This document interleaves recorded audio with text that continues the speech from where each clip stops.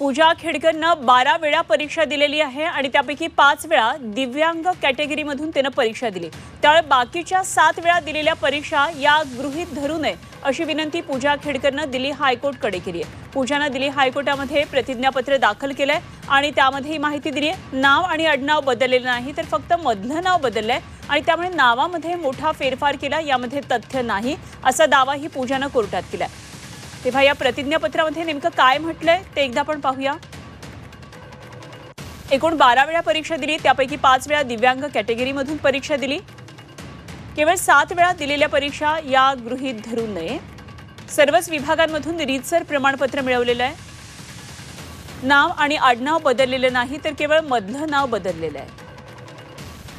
त्यामुळे नावामध्ये मोठा फेरफार केला, यामध्ये तथ्य नाही।